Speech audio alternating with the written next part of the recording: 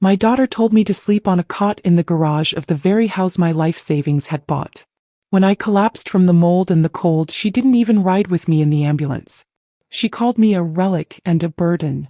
So I gave her the house, the whole thing, deed and all. And then I watched her cry on the curb as the eviction notice was nailed to the door, because a mother's love might be unconditional, but her name on the deed comes with terms and conditions. Before I begin, thank you for being here, for being part of this community. If you believe in the power of a woman knowing her own worth and demanding its value, you are in the right place. Please, let me know in the comments where you're listening from. It means the world to me. Now let me tell you what they did to me. My name is Lorraine Monroe, and at 74 years old, I found myself a stranger in my own life.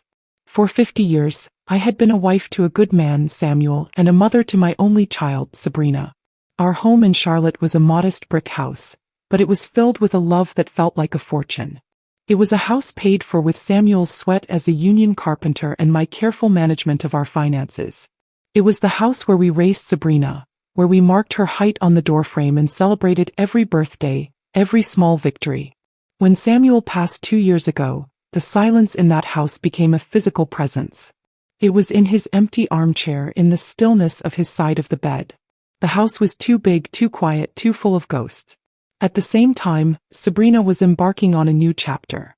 She had married a man named Greg, a slick consultant with a smile that never quite reached his eyes, and she had a dream. She wanted to launch her own business, an online boutique selling high-end, sustainable home goods. It was a beautiful dream, full of clean aesthetics and buzzwords I didn't quite understand. But it was her dream, and as a mother, my purpose had always been to help her build. She needed capital. A significant amount. She and Greg had found the perfect house in a wealthy, up-and-coming neighborhood, a sprawling new build that she said was essential for brand imaging. It had a home office, a stockroom, and the right zip code to impress investors. But it was expensive. Far beyond their means. If we had the house, we could get the business loan, Mama, she explained to me over coffee one afternoon, her voice a carefully crafted blend of desperation and ambition. It's the foundation of everything. But we're just so far short on the down payment. I looked at my daughter, at her beautiful, hungry face, and I saw the little girl who used to ask me to help her build pillow forts. How could I say no? So I made a decision. I put my brick house, my fortress of memories, on the market. It sold in a week. Then I went further. I sold the 2 small rental properties Samuel and I had scrimped and saved to buy decades ago, the nest egg that was supposed to secure my old age. I liquidated my entire life, turning 50 years of hard work and careful planning into a single staggering cashier's check. I gave it all to her. It was more than enough for the down payment, with a significant amount left over to pour directly into her business. You can come live with us, Mama, Sabrina had said, her eyes shining with tears of gratitude as she held the check. The new house has a beautiful guest suite, right on the main floor. You can stay as long as you need. Forever. We'll take care of you. It seemed like the perfect solution.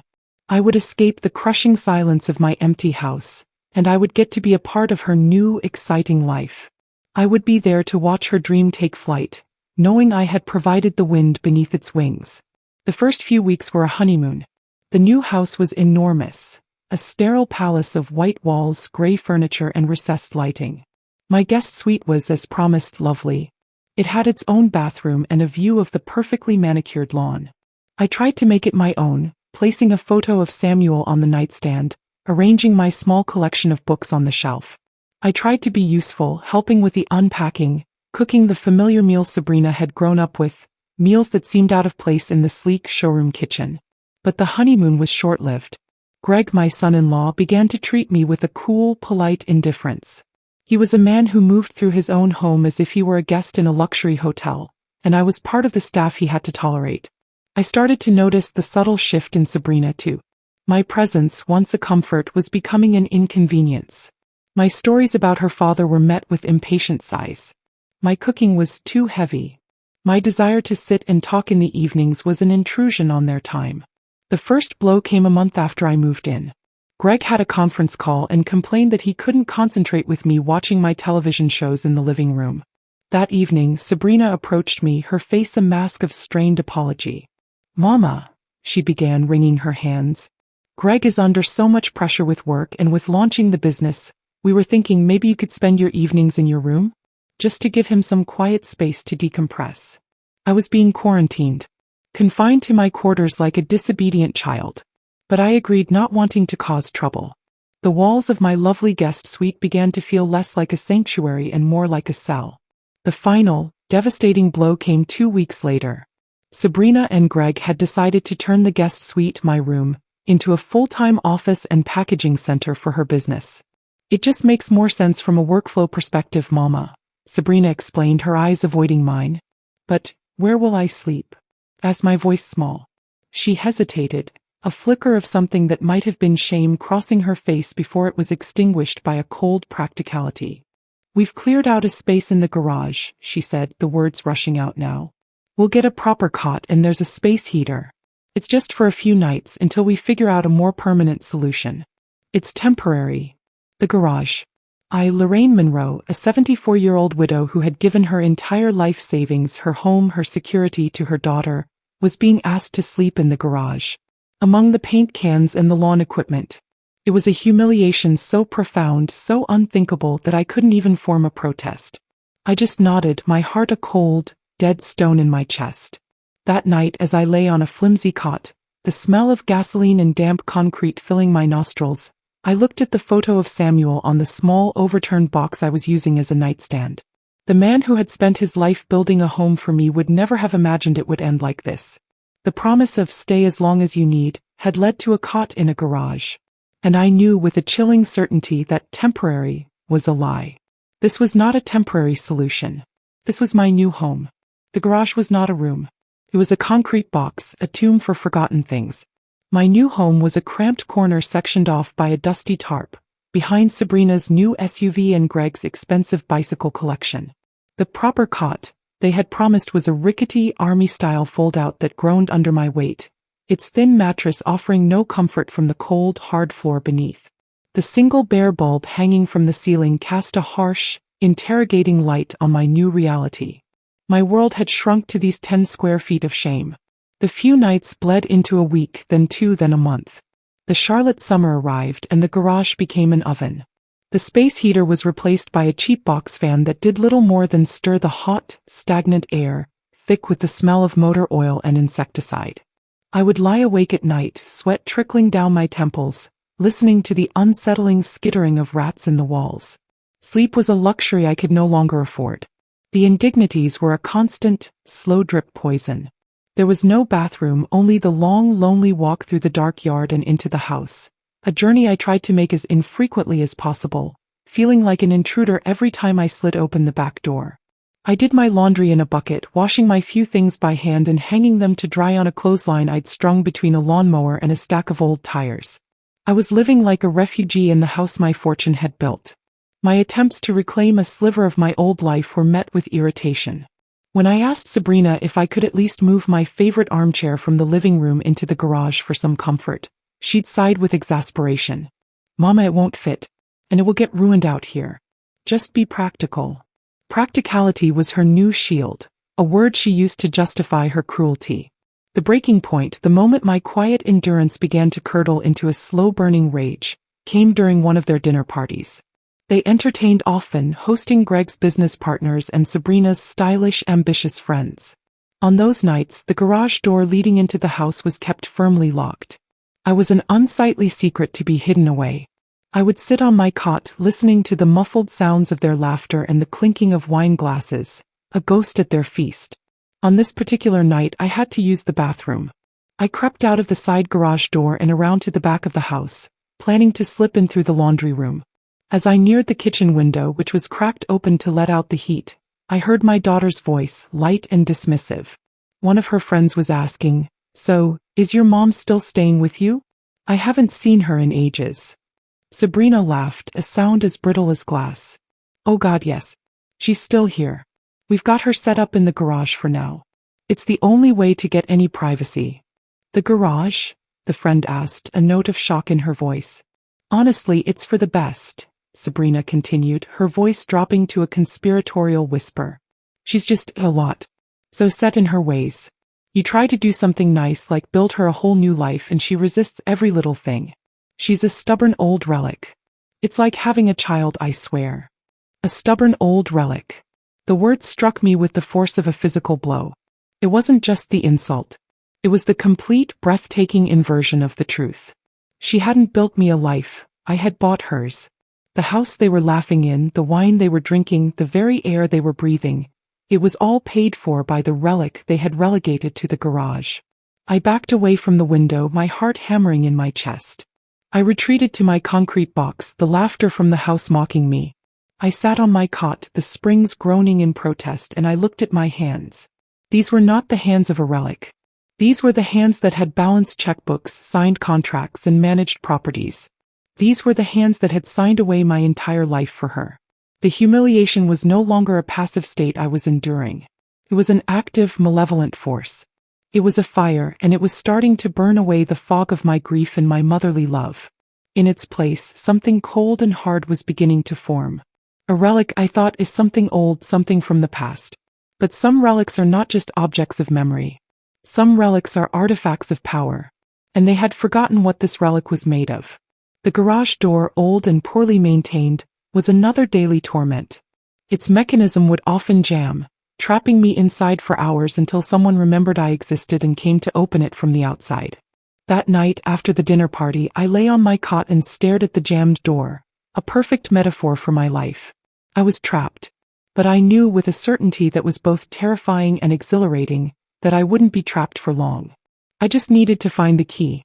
The key arrived in the form of a cough. It started as a small, dry tickle in my throat, a nuisance I attributed to the dust and fumes in the garage. But it grew day by day into a deep, rattling cough that seized my chest and left me breathless. The damp, musty air, thick with the scent of mildew from a persistent leak in the corner, was settling in my lungs. I was getting sick. I tried to tell Sabrina. "Honey, I think there's mold in here," I said one morning, my voice raspy. "This cough won't go away. I need to see a doctor." She barely looked up from her laptop, where she was approving new designs for her website. "It's just a summer cold, Mama," she said dismissively. "Take some cough syrup. You'll be fine." She didn't see me as a person with failing health. She saw me as another problem to be managed, another complaint to be ignored. My physical well-being was an inconvenience to her ambition. The cough worsened. I grew weaker, my body racked with fever and chills. The long walk to the house became an impossible journey.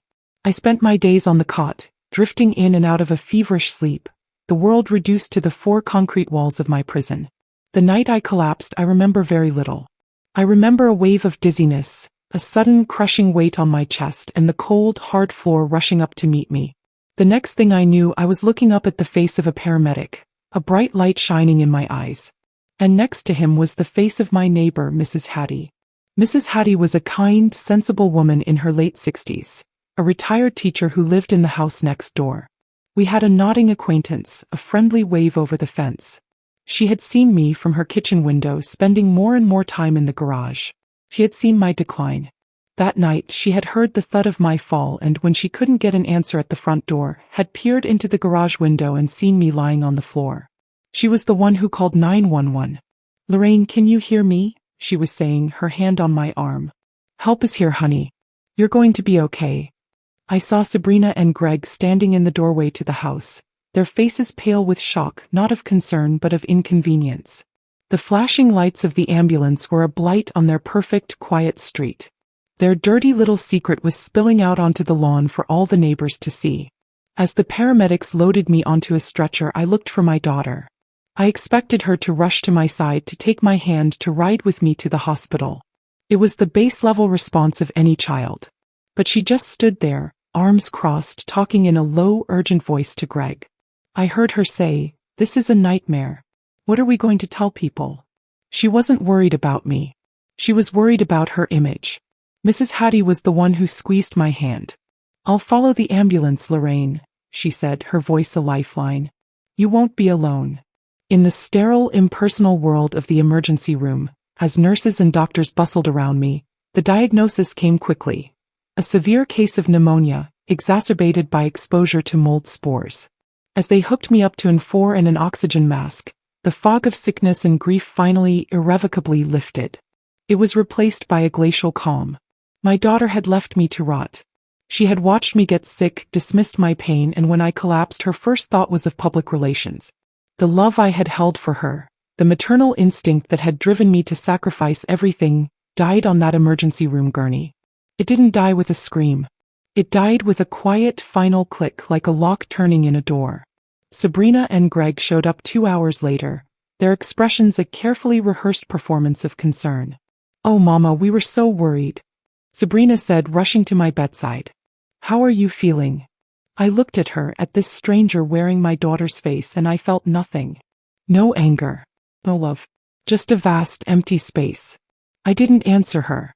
I just looked past her to the clock on the wall. I was a woman of evidence. And the evidence was now complete and irrefutable. The next day, from my hospital bed, I made a phone call. I didn't call a friend to cry on their shoulder. I called my late husband's godson, Andre. Samuel had helped put Andre through law school, and the boy had never forgotten it. He was now Andre Dubois, Esquire, one of the sharpest real estate attorneys in Charlotte. "Aunt Lorraine," he said, his voice warm with genuine affection and concern when he heard where I was. "What's happened? Are you okay?" "I'm fine, Andre," I said, my voice weak but clear. "But I need a lawyer. I need to review some documents regarding a property I invested in. I think it's time to call in my marker." There was a pause on the other end of the line. Andre was sharp. He knew this wasn't just a business call. "I'll be there in an hour," he said, his voice now low and serious. "Don't you worry about a thing. We'll take care of it." As I hung up the phone, I looked out the hospital window at the city skyline. Sabrina thought she had all the power. She had the house, the business, the youth. But she had forgotten about the fine print. She had forgotten whose name was on the documents. The court of Lorraine Monroe was about to be called to session. And I was the judge, the jury, and the star witness. Andre arrived at the hospital looking every bit the powerful attorney he had become. He was dressed in a sharp, tailored suit, carrying a leather briefcase, but his eyes were filled with the same warmth and respect he'd had for me since he was a boy. He sat by my bedside, took my hand, and listened. I told him everything. The sale of my properties. Not just my house, but the 2 rentals as well, a fact I had never shared with Sabrina. The full, staggering amount I had given her. The promise of the guest suite.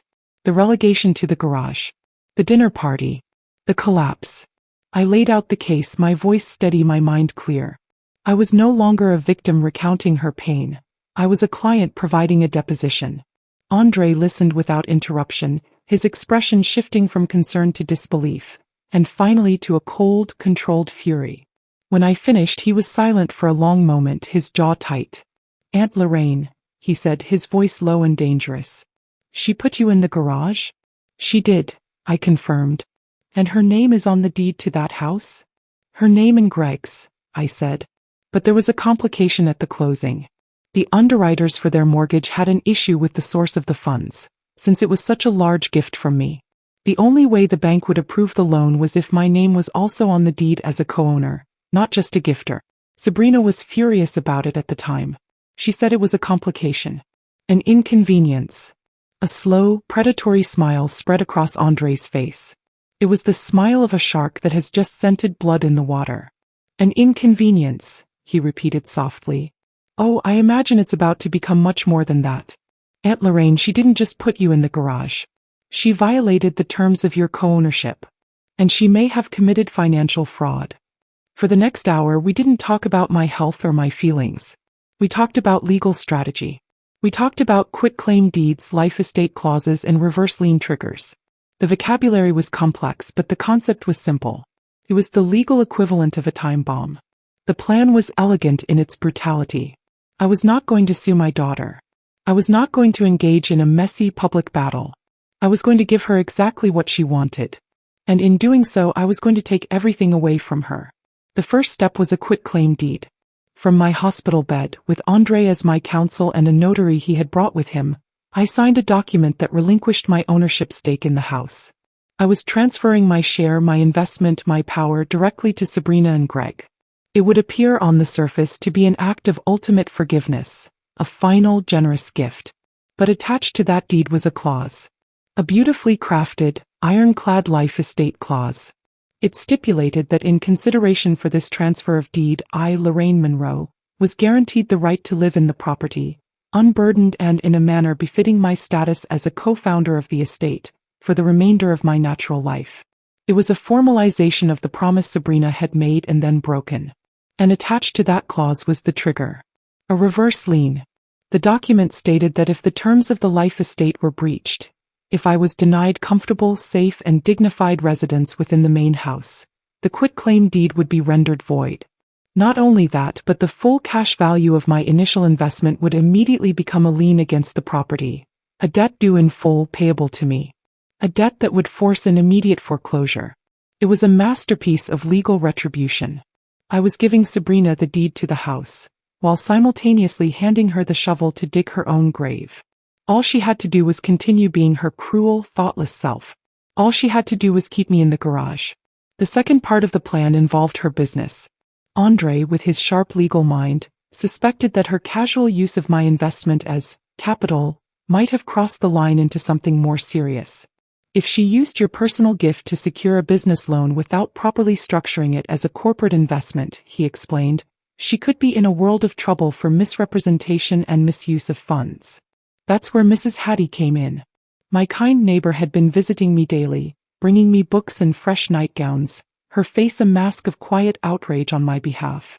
She had seen the delivery trucks, the constant stream of packages, the evidence of a business being run out of a residential property. She and Andre made a formidable team. He drafted a letter and she, as a concerned neighbor, made an anonymous tip to the state's Business Bureau and the IRS, suggesting a review of Sabrina Monroe's startup, Sabi Chic Living LLC. The pieces were in place. The legal documents were filed. The anonymous tip was made. All that was left was for me to be discharged from the hospital. When Sabrina and Greg came to pick me up, they were all smiles and apologies. "Mama, we are so sorry," Sabrina gushed. "We've cleaned the guest room for you. You're moving back into the house, of course." Of course. The public humiliation of my collapse had forced their hand. But it was too late. The bomb was already ticking. I smiled weakly, playing the part of the frail, forgiving mother. "Thank you, dear," I said. "That's very kind of you." They thought they were putting the secret back in the garage. They had no idea I had already set the whole house on fire. I spent the first week back from the hospital playing the part of the convalescent. I stayed in the guest room, the same room I had started in, allowing Sabrina to fuss over me with a show of dutiful concern. She brought me meals on a tray, fluffed my pillows and chattered endlessly about the new product line for her business. Her guilt was a performance and I was her captive audience. She thought my illness had softened me, that my brush with mortality had made me forget her cruelty. She had no idea that my time in the hospital had forged my resolve into something unbreakable. Andre had advised me to wait. "Let her get comfortable," he'd said. "Let her believe she's gotten away with it. The fall will be that much harder." So I waited. I watched as she and Greg celebrated a new round of funding for the business, a loan they had secured using their now unencumbered ownership of the house as collateral. I saw the press release she sent out, filled with buzzwords about her brand's meteoric rise and disrupting the home goods space.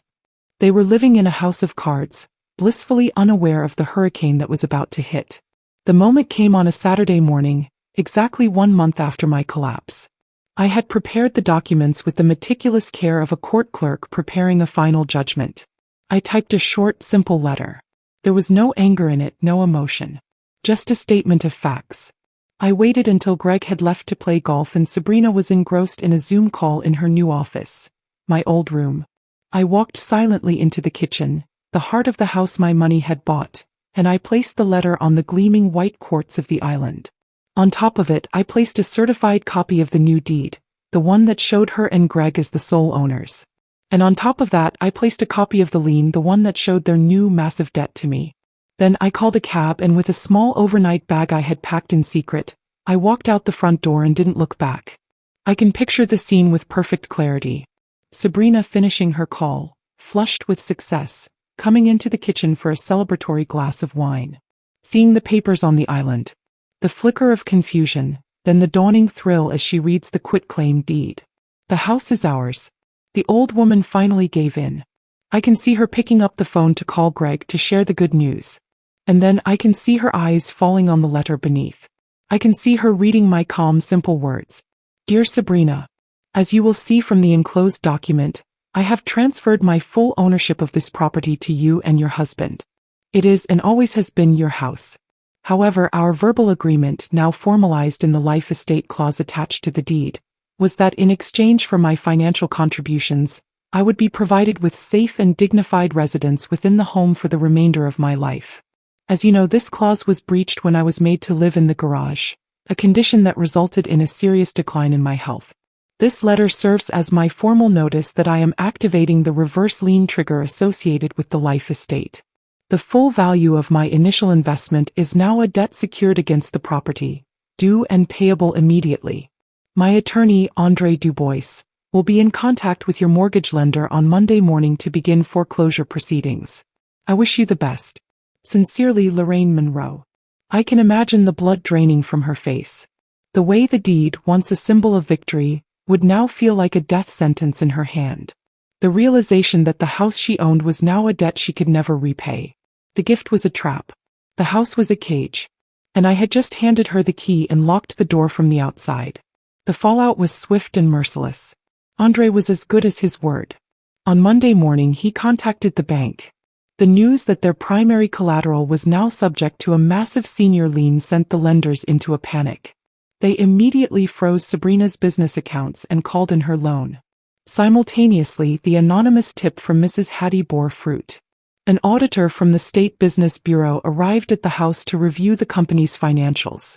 He found exactly what Andre suspected: a complete commingling of personal and business funds, fraudulent statements on her loan applications, and a business structure that was, to put it mildly, a house of cards. Sabrina's world imploded. Her business was frozen. Her loans were called in. And the foreclosure notice was nailed to her front door, the bright orange paper a stark, ugly contrast to the fashionable gray paint. The beautiful house, her symbol of success, the foundation of her brand, was being repossessed. She was losing everything. All because she thought the garage was a suitable place for the woman who had given it all to her. The day of the eviction was a gray, drizzly Tuesday. I didn't have to be there. Andre had told me to stay away, to let the lawyers and the sheriff's deputies handle it. But I had to see it. Not out of spite. Not for revenge. But for closure. I needed to witness the final entry in the ledger, the balancing of the scales. I had Andre drive me. We parked across the street, watching from the quiet, anonymous interior of his car. The scene was exactly as I had imagined, only sadder. The pristine lawn was littered with cardboard boxes, filled haphazardly with the expensive objects that had once defined Sabrina's life. A sleek, minimalist sofa sat forlornly on the curb, its pale gray cushions already dark with rain. A mover was carrying out a box labeled "Sobby Chic Inventory." And there, sitting on the front steps of the house she no longer owned, was my daughter. She was not the poised, ambitious businesswoman I had last seen. She was just a woman in yoga pants, her hair a mess, her face streaked with tears. Greg was nowhere to be seen. In the end, when the money and the image were gone, he had vanished too. She was alone, surrounded by the wreckage of the life she had built on a foundation of cruelty. She must have felt my gaze because she looked up, her eyes scanning the street until they found Andre's car. She saw me in the passenger seat watching her. For a moment she just stared, her expression a mixture of disbelief and pure, undiluted hatred. Then she stood up and walked, zombie-like, across the wet street toward us. Andre put a hand on my arm. "You don't have to talk to her, Aunt Lorraine." "It's all right," I said softly. "I do." I rolled down the window. Sabrina stopped a few feet away, the rain plastering her hair to her face. She looked like a lost child. "Why," she choked out, the word a raw, ragged sob. "After everything I did for you, letting you live with us, how could you do this to me? How could you be so cruel?"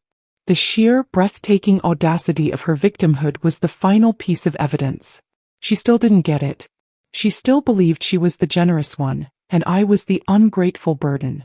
I looked at my daughter, the child I had loved more than life itself, and I felt a profound, aching pity. But I felt no regret. I had not been cruel. I had been just. I leaned forward, my voice not loud but clear and steady, carrying across the rain-slicked asphalt. It was the voice of a woman who had finally balanced the books. "I didn't do this to you, Sabrina," I said calmly.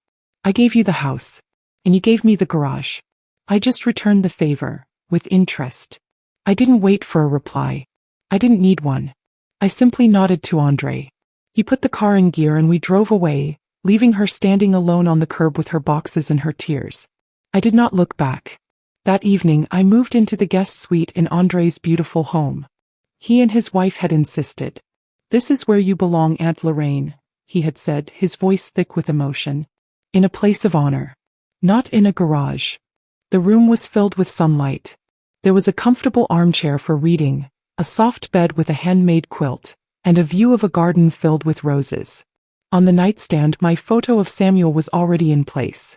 As I sat there sipping a cup of hot tea, I looked at the lease Andre had insisted on drawing up, a formal document for my new residence. In the space for the tenant's name he had written in his neat, clear script, Lorraine Monroe. My name, alone.